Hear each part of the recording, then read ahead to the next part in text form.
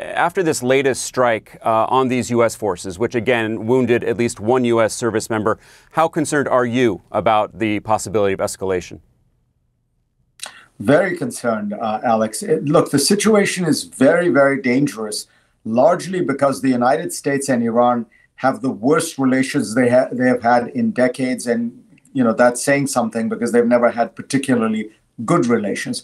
But let me remind us all of a little bit of historical context.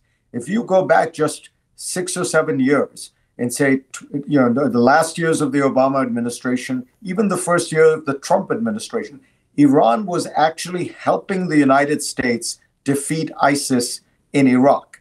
Iran was sending its militias to do that. It was adhering to the nuclear deal. It was observing the limits. And the U.S. was in dialogue with it.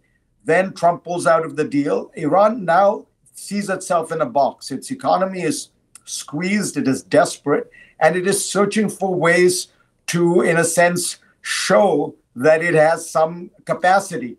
And that capacity is largely for troublemaking. It is unleashing more of these militias over which, as even the U.S. government admits, it doesn't have perfect control.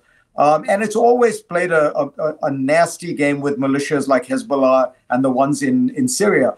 So the whole situation is one which Iran doesn't have a lot to gain from stabilizing the situation. The United States entirely justifiably has to respond when its forces are threatened. But you put that all together and it's a powder keg.